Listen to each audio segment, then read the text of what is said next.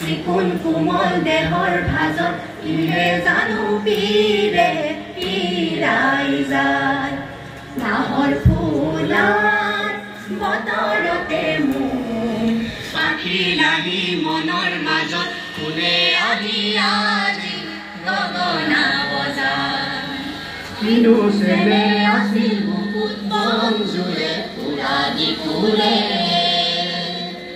কিনো কথা আছিল চকুত মনৰ ভাগৰ বুকুতে হৰে নাহৰ কপোৰ মুখামতে পেপাগুৰৰ অৱধতে তিৰিতিৰে উঠে তাৰ পাৰ নাহৰ ফুলাৰ বতৰতে মোৰ পাখি লাগি মনৰ মাজত কৰা দুইগৰাকীলৈ আমাৰ ফালৰ পৰা আন্তৰিক শুভেচ্ছা জ্ঞাপন কৰিছো এতিয়া আহক আমি পৰৱৰ্তী কাৰ্যসূচীলৈ আগবাঢ়ো সংস্কৃত আৰু পুৰাতন বিশ্ববিদ্যালয়ে বিগত বহু বছৰ ধৰি অনুষ্ঠিত কৰি আহিছে আৰু প্ৰায়কেইটা অনুষ্ঠানতে মই থাকিবলৈ সুযোগ পাইছোঁ এই অনুষ্ঠানটোত এইবাৰো থকাৰ যি সুযোগ প্ৰদান কৰিছে তাৰ বাবে বিভাগটোৰ আটাইকে ধন্যবাদ আৰু কৃতজ্ঞতা জ্ঞাপন কৰিছোঁ এই ধৰক মই ইয়াত আছোঁ আৰু চাই আছোঁ গৰম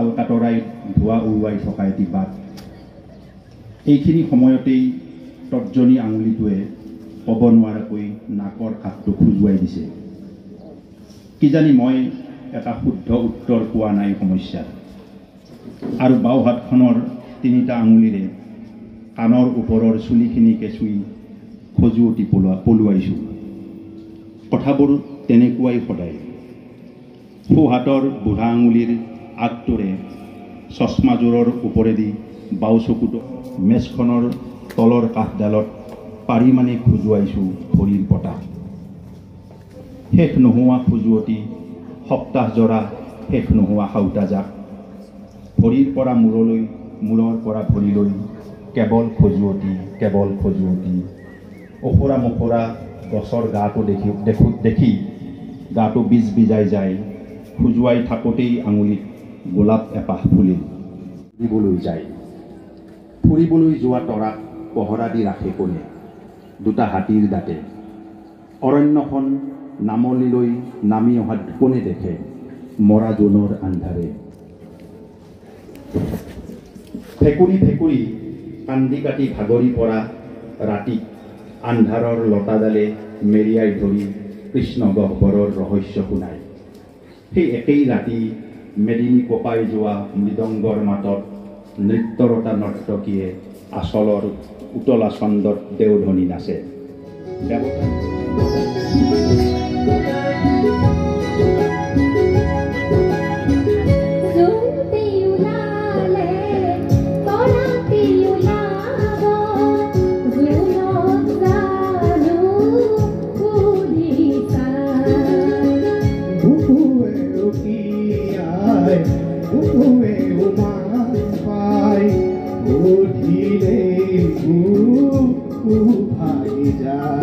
অসমীয়া কবিতাৰ যি পৰম্পৰাগত শৈলী সেই শৈলীৰ বিপৰীতে এক নতুন শৈলীৰে কাব্য জগতত খলবলি সৃষ্টি কৰা অম্লান দেউৰী ডাঙৰীয়াৰ প্ৰথম কাব্য সংকলন হৈছে ভালেই আছো শুভ নৱ গৱেষক ছাত্ৰী শিৱানী দাসে অম্লান দেউৰী ছাৰক সম্বৰ্ধনা জনাইছে কবিৰ আচলতে কবিৰ বদনাম এটা থাকে কবিসকল অলপ উদাসীন বহেমিয়ান ফাগুন ধৰণৰ হয় বুলি গতিকে ফাগুন বুলি ক'লে আচলতে এতিয়াৰ সময়ছোৱাত তেনেকুৱা অনুভৱ ফাগুনক লৈ আগতে লিখা কবিতাবিলাক বেলেগ আছিল ৰোমান্টিচিজম আৰু ফেণ্টাচিৰ দিন আছিল আৰু এতিয়া খুব ৰিয়েলিষ্টিক হৈ ফাগুনক অন্য ধৰণে বিশ্লেষণ কৰাৰ চেষ্টা এটা চলি থাকে মই দুটা কবিতা পাঠ কৰিম এটা হ'ল আগৰ আৰু এটা হ'ল সাম্প্ৰতিক ফাগুনক লৈ পেলাই তাৰপিছত আৰু এটা সংযোগ কৰি দিছোঁ অলপ ইকোটো কমাই দিব নেকি আৰু এটা কথা সংযোগ কৰি দিছোঁ যে সাহিত্যৰ যিহেতু অন্তৰ্গত বিষয় কবিতা সাহিত্যক যিহেতু আমি সমাজৰ দাপোন বুলি কওঁ গতিকে মই ভাবোঁ যে কবিতাটো সমাজৰ কথাই ৰিফ্লেক্ট হ'ব লাগিব আৰু সমাজৰ কথা যদি সমাজত হাঁহুমুনীয়া চলি আছে তেতিয়াহ'লে আমি আৰু ফাগুনত কিয় গোলাপ নুফুলে বুলি কবিতা লিখি থকাৰ এটা অৱকাশ হয়তো এতিয়া নাই গতিকে আপোনালোকে সেইখিনি বিচাৰ কৰি চাব। মোতকৈ জ্যেষ্ঠ কবিও আছে, তেওঁলোকৰ পৰা এই বিষয়ে কথা শুনিম। মোৰ কিবা ভুল ভ্ৰান্তিও হ'ব পাৰে, তাক লৈ আপোনালোকে প্ৰথম কবিতাটো শুনাম। 4 বছৰমান আগৰ, যেতিয়া ফাগুন এক ফেণ্টাচি আৰু ৰোমান্টিচিজিমৰ মাহ আছিল। সৰাপাত এখিলা বুটলি লাগি চাই থাকোঁতে সেউজীয়াই কতবাৰ জোকালে মোক, সেই বুলি তোমাক সৰাপাতৰ নিনাত নুশুনাকৈ থকা নাই। বাৰে বাৰে বুজাও, আছে বাবেই সৰাপাত, ভৰি আছে সেউজীয়াডাল। সৰাপাতক জোকাবলৈ ফাগুন আহে মানে তোমালৈ সৰাপাত এটা পঠিয়াই কম, হোৱা না সৰাপাত, হোৱা না বতাহৰ আঁত, হোৱা না সেউজীয়াৰ প্ৰাক। ইমানৰ পাছতো তুমি অভিমান কৰিবানে তোমালৈ যে নিয়া নহ'ল গোলাপ। ধন্যবাদ। এইটো মোৰ প্ৰথম কবিতা এটা আপোনালোকক শুনালোঁ। আৰু মোৰ দ্বিতীয় কবিতাটো গীতিকাৰ ক'ত হেৰাইছে। ৰাজনৈতিক বন্দীৰ কথা তোমাক নুসুধিম, ধৰ্মান্ধ ৰাজনীতিকক কেনেকৈ বাদ দিম। কোৱা গদি নিদিয়া কিয় কোলাত লৈছা, কোৱা ইলেক্টৰেল বণ্ড কিমান হজম কৰিছা, কোৱা খেলুৱৈ কিয় ৰাজপথত, কোৱা কৃষক কিয় সমদলত, কোৱা জীৱনৰ দাম আছেনে, কোৱা হাৱা খাই মানুহ বাচেনে। সংবিধানৰ কথা নোকোৱা, অধিকাৰৰ কথাও নাপাতা। জোন বেলি তৰাৰ কথা লিখিলে কবি নাম দিবা, প্ৰশ্নৰ পাছত প্ৰশ্ন কৰিলে ৰাষ্ট্ৰদ্ৰোহী সজাবা। কেতিয়া উত্তৰ জনাবা, যদি সোধো দেশ বিকি আমাক সুখত ৰাখিবা। ধন্যবাদ। পৰিচিত মই মাথো তেওঁ কবিতাৰ দুআষাৰমান কথাৰে তেওঁক আমাৰ মঞ্চলৈ আদৰণি জনাবহে খুজিছোঁ। 1955 চনৰ 6 ফেব্ৰুৱাৰীত গোলাঘাট জিলাৰ বেহৰা চাহ বাগিচাত জন্মগ্ৰহণ কৰা হোমেন তাঁতীয়ে 1983 চনত গুৱাহাটী বিশ্ববিদ্যালয়ৰ পৰা ইংৰাজী বিষয়ত স্নাতকোত্তৰ উপাধি লাভ কৰে।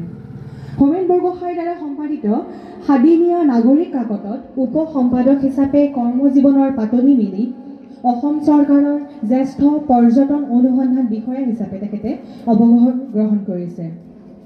1979 চনত নাগৰিক কাকতত হোমেন তাঁতীৰ প্ৰথমটো কবিতা প্ৰকাশ হয়।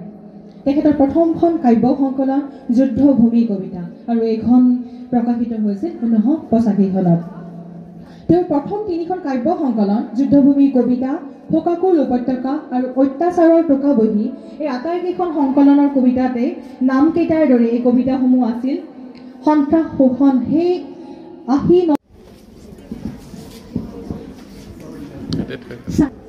ছাৰক বিভাগৰ তৰফৰ পৰা সম্বৰ্ধনা জনাব বিভাগৰ জ্যেষ্ঠ গৱেষক ছাত্ৰ ৰূপজ্যোতি কুমাৰে। তেওঁ মৰমৰ চিনস্বৰূপে সম্বৰ্ধনা জনাব আমাৰ জ্যেষ্ঠ গৱেষক তুলেশ্বৰ ৰাজবংশী। তেওঁলৈ এটি মৰমৰ সম্বৰ্ধনা।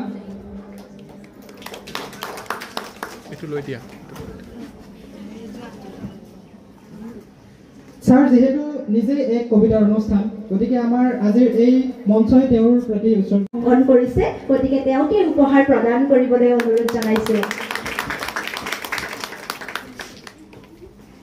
তেওঁলৈ বনাই আনিছে আমাৰ কবিগৰাকীলৈ, তেওঁকে উপহাৰ প্ৰদান কৰিবলৈ অনুৰোধ জনাইছো।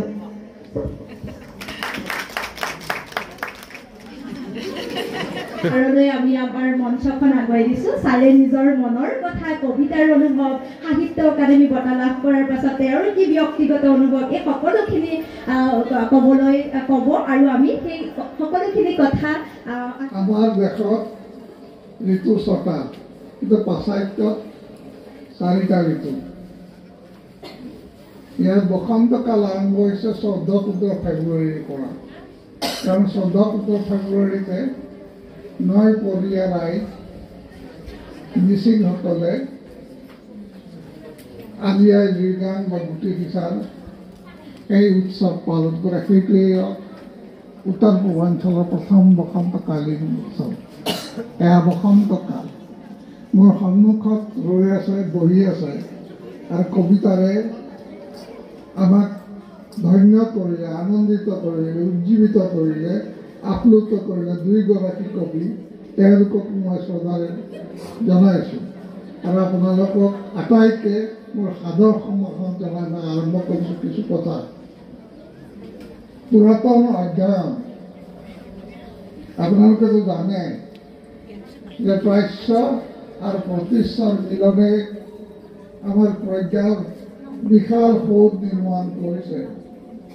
প্ৰাচ্য অৰিয়েণ্ট আৰু পাশ্চাত্য প্ৰতীচ্য ৱেষ্টাৰ্ণ পাশ্চাত্য, কিন্তু তাৰ মাজেৰে এয়া হৈছে আধুনিক মনৰ ত্ৰাস বা আতংক। কিন্তু আমাৰ গাঁৱে ভূঞে যিখিনি মানুহ আছে তেওঁলোকে জানে যে এই সময়ছোৱা কেনেকুৱা এক সময়। ইয়াৰ মাজেৰে এতিয়া বসন্তকাল ৰোগ মুকলি শুনা গৈছে, বসন্তকাল আহিব এতিয়া। বসন্তকালৰ কথাটো মই ক'লোৱেই যে আজিয়ে ৰিটাৰ্ণৰ পৰা বসন্তকাল আৰম্ভ হৈছে। কেৱল বিহুৱে বসন্তকাল নহয়, বিভিন্ন ধৰণৰ বসন্ত উৎসৱ হৈছে, ৰংকেৰো বসন্ত উৎসৱ এটা। ডিমাচাসকলে পালন কৰে হাৰণি জবৰা, ৰাজনী জবৰা, এইটো বসন্ত। মনবোৰ কিছু বিষাদাচ্ছন্ন হৈ পৰে, দুখ লাগে, মনটো বেয়া লাগে, প্ৰতিটোলৈ মনত পৰে, বিভিন্ন কথা মনত। আমি কেৱল কামনা কৰিম যে আপোনালোক আহিব পৰা দিনবোৰত আমাৰ সমাজ সভ্যতা আৰু সংস্কৃতিক নতুন নতুন চিন্তাৰে, নতুন নতুন জ্ঞানেৰে, নতুন নতুন ধাৰণাৰে সমৃদ্ধ কৰিব আৰু জাতিটোক আগবঢ়াই লৈ যাব।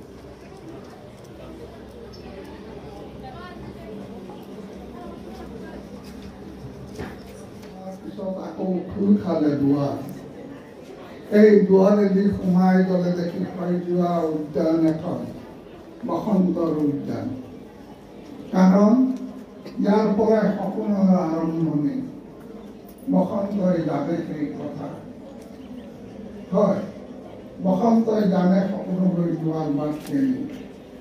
সপোন মানে কোনোবা মৰমীয়াল গাভৰুৰ বুকুৰ উম। সপোন মানে ইজনে সিজনক ৰূপ আৰু ৰূপান্তৰ উপহাৰ দিয়াৰ হাবিয়া। সপোন মানে কোনোবা পাহোৱাল ডেকা দেশ আৰু জাতিৰ হকে নিজকে উৎসৰ্গা কৰাৰ নিচা। সপোন মানে সভ্যতাৰ কঠিন অভিযান। এই দুৰ্বিষক ৰাতিৰ আন্ধাৰৰ অৱসান। সেইবাবে এই ঋতু সকলো ঋতুতকৈ ভিন্ন, অৰ্থাৎ যাক কোৱা হয় ঋতুৰাজ বসন্ত। প্ৰকৃতি আৰু পুৰুষৰ মিলনৰ শুভ মুহূৰ্ত। নৃত্য আৰু গীতেৰে মতলীয়া হৈ যদু আকাশ, মাটি, বায়ু, পানী, অগ্নিত শুনা যায় সেই শব্দ আৰু উৰধনি। প্ৰেমক বাদ দি যেন বসন্তৰ কথা ভাবিব পাৰি আৰু নোৱাৰি বাবে বোধ কৰোঁ বসন্তত জীৱন আৰু যৌৱনৰ ইমান আয়োজন, ইমান প্ৰাচুৰ্য, ইমান অহংকাৰ। কিন্তু আমি সকলোৱে জানো যে এই প্ৰাচুৰ্য, এই অহংকাৰ কেৱল কোনোবা ব্যক্তি বিশেষৰ জীৱনৰ পৰিভাষা নহয়। ই এটা জীয়া জাতি আৰু বৰ্ণাঢ্য সংস্কৃতিৰ স্বকীয়তাৰ মূল বৈশিষ্ট্য।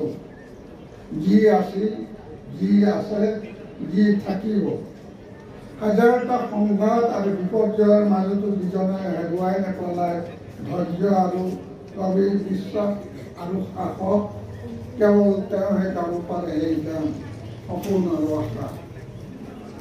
তেওঁৰ ছাঁটোৱে যিমান ঠাই আগুৰি আছে আৰু য'ত তেওঁ থিয় হৈ আছে সেই তালৈকে পৃথিৱীৰ নাভি কেন্দ্ৰ আৰু তাৰ পৰাই আৰম্ভণি জাতি আৰু সংস্কৃতিৰ চৰ্চাৰ অধ্যায়।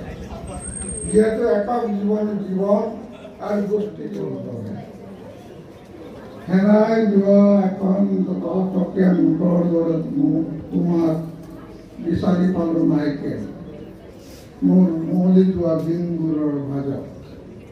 এই ভোকত খাবও নোৱাৰোঁ একো, ডিঙিত এবুটা কাঁই। তোমাৰ খ্যাতিৰ কথা শুনিছোঁ মাইকেল, বহু দূৰৈৰ বতাহ, পানী আৰু আকাশলৈ বিয়পি আছে। যিদৰে পৃথিৱীৰ সৰ্বত্ৰ তেজ, ঘাম আৰু দুখৰ জয় জয়ন্তী। মই হ'লোঁ গৈ থকা দিন আৰু নোযোৱাকৈ ৰৈ থকা সমনীয়া। মোৰ নিজৰ পৰা পলাই ফুৰিবলৈ আৰু কাৰাবন্দী হ'বলৈ নিজাববীয়াকৈ মোৰ কোনো গাঁও নাই। সৌ কাহানিৰে পৰা মৰম আৰু ভোকৰ বালিঘৰ সাজি অতীতৰ ঘাঁহবোৰ ঘূৰি আছোঁ নহ'লে যে সময় আহি বৰকৈ চাই থাকিব। মাইকেল মন অৱশ্যম ভাবি আৰু ক্ষণস্থায়ী বৈ থকা থোৰ হৈ ৰোৱা তেজৰ নদীৰ সামান্য বাগিচাত। ইয়াত কোনো কমোৱাৰ বসতি নাই, মাথো কেৱল সীমাহীন নিখণ্ডতা ৰঞ্জ কৰা। জোনাকৰ কোঠাত এবাৰ বহিবলৈ মন যায়, যদি কাষত থাকে সোঁৱৰণিৰ এটিঅলা মন। মোৰ বিচনাত থকা কাঁহীখনত এদিন তোমালোক তিনিওজনে একেলগে খাবা। ঈশ্বৰ, তুমি আৰু এই ফকৰা কুকুৰ। মই দুখহীনতাৰ অৰ্থ আৰু অৰ্থহীনতাৰ দুখ এখন পুৰণা 10 টকীয়া নোটৰ দৰে সাঁচি থকা মোক মাইকেল। কোনে জানে কাইলৈ কাৰোবাৰ কামত আহিব। বিয়া দুটাৰো কিমান যে মহিমা আৰু মৰ্ম বেদনা। এনেকৈ মাতি আছানো কিয়? মইতো এতিয়া তাত নাই। মই সহস্ৰ মৃতকৰ টোপনিত সাৰ পাই ৰৈ আছো প্ৰতিটো শিশু ফুটিব ধৰা মাত্ৰ। সপোন যদি সৰি পৰে কোনোবা দিনা, এই হেঙুলীয়া গ্নি ক'ত বাৰু শুৱাই থবা জানানে? নিজানত কিমান শূন্যতাৰ বাক্যা চলে, অথচ আমি এই এটা শূন্যতাকে ৰচনা কৰি দুজনীয়া হ'ব খোজো। এমুঠি ঢৌ, এমুঠি মেঘ, এমুঠি শস্য আৰু এমুঠি চাহ। তুমি আটাইতকৈ ওখত কোত গৈ সোধা, ক'ত এতিয়া কেনেকৈ এই এটোপাল নীৰৱতা সৰাপাতৰ ওপৰেৰে তোমাৰ চাৰিটোৰ নাম এটা লিখে। কোনে উপজে সন্ধ্যা তৰা, সময়ত কৰি দিশহাৰা, প্ৰতিটো ডালতে তৰি মগ্নতাৰ আখৰা। তুমি ক'লা ঋণ স্বীকাৰ কৰিবলৈ যাওঁ ব'লা, নিৰ্জাৰত সেই দেৱ দেৱীৰ সোঁৱৰণিৰ কাৰেঙলৈ। অকলে আৰু কিমানৰ সভা ধনী প্ৰতিধ্বনি সন্ধ্যা তৰা, ক্ষত ধুই ধুই নিজতে আপোন পাহৰা।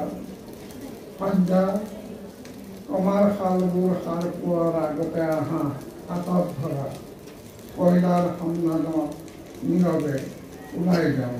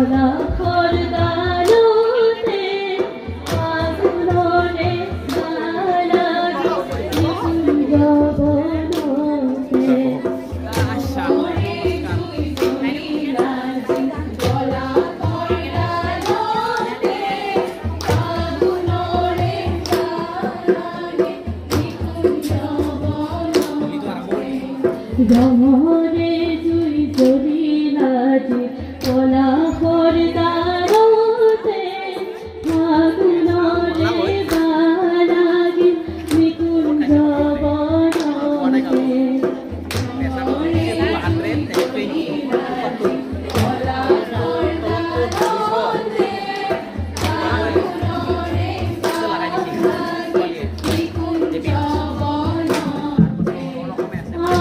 আহো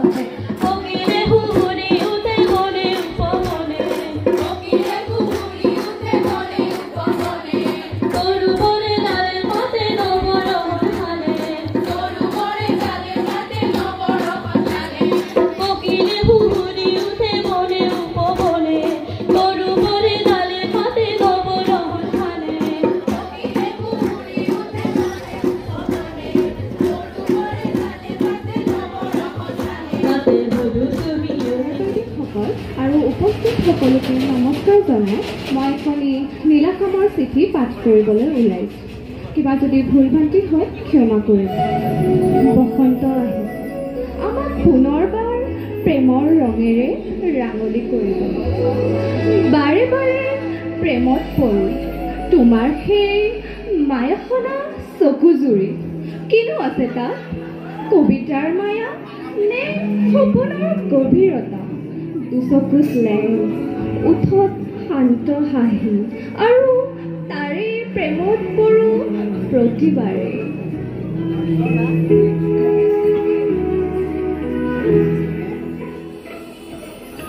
তোমাৰ কথা ভাবিলেই জানো উপচি পৰে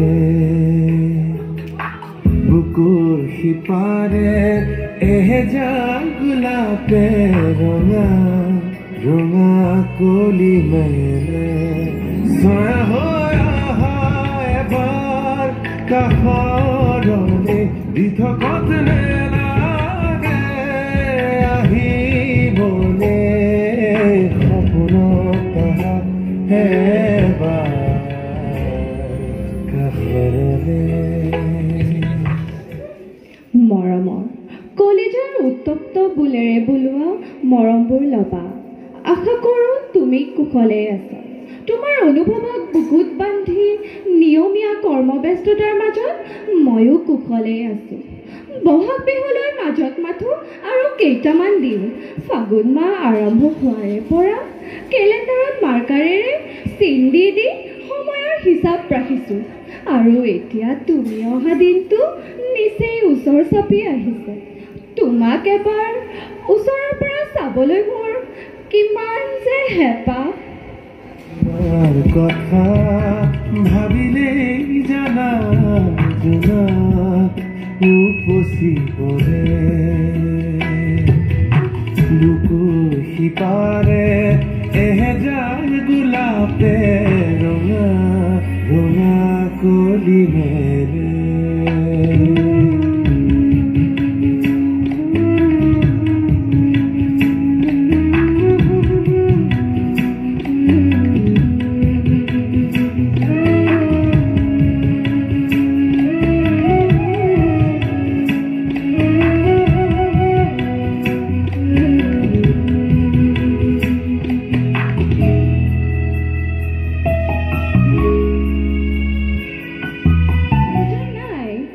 জানানে মৰম, তুমি ভাল পোৱা ফুল পাৰি এইবাৰ মই গামোচাত তুলিব পাৰিছোঁ।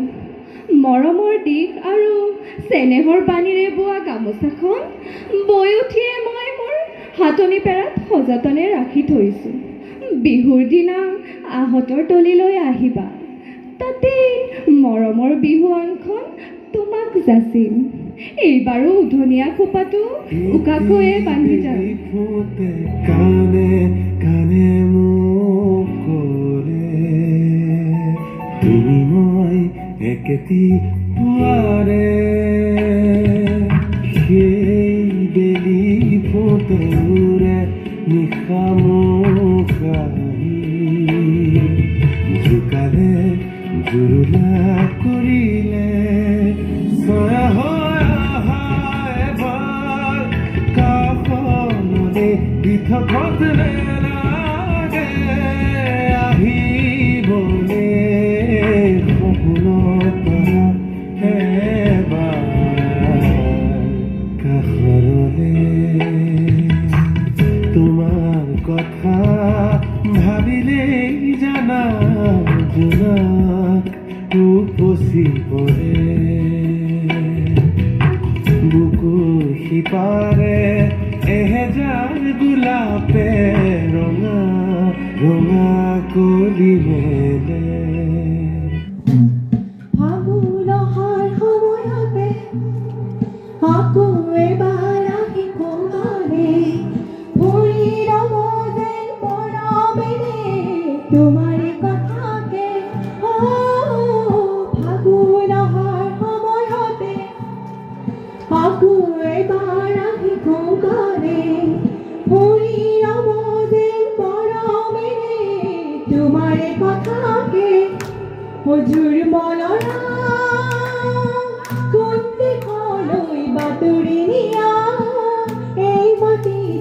কহুৱা মনত এবাৰ ৰৈ কৈ যোৱা তুমি ৰৈ কৈ যোৱা সুন্দৰকৈ যে বাইদেৱে গানো গাব জানে আমি আচলতে জনা নাছিলো বাইদেউ ছাৰক সম্বৰ্ধনা জনাইছে আমাৰ পম্পীৰাণী বৈশ্য আৰু শিৱানী আছে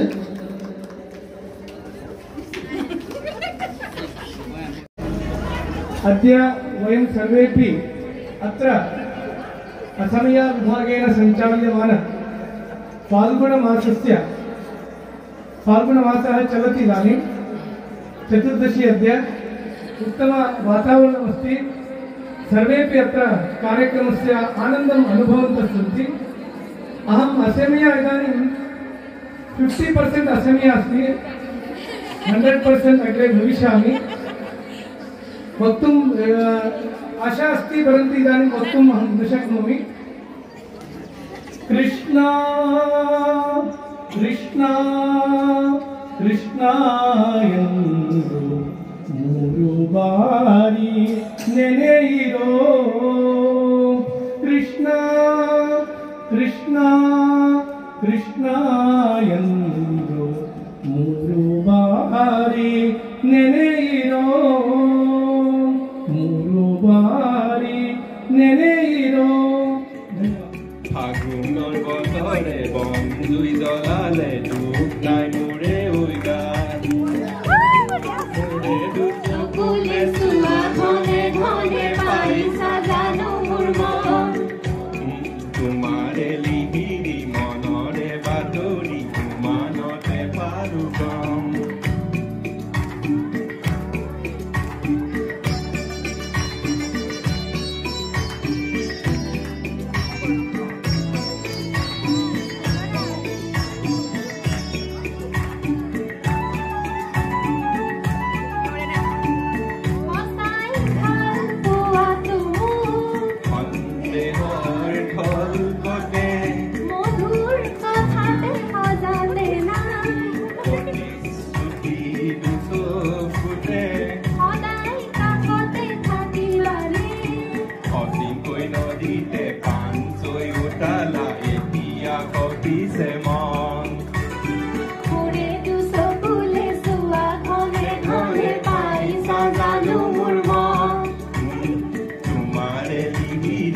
মনৰে বাতৰি উমানতে পালো গম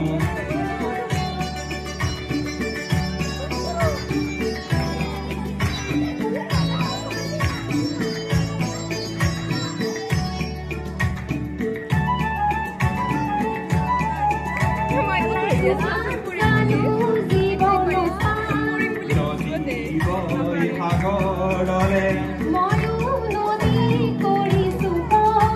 স্বাগতম জীৱনলে কাঁইটৰ মাজতে পিৰিতি পাহৰি পিৰিকে হেঁদুৰি ৰং কৰিলা মোকে মনে মনে বন্ধু জ্বলা ফাগুনৰ বতৰে বন্ধু চকুলে চোৱা ঘনে ঘনে পাইছা জানো মোৰ মন তোমাৰে লিহিৰি মনৰে বাতৰি উমানতে পাৰো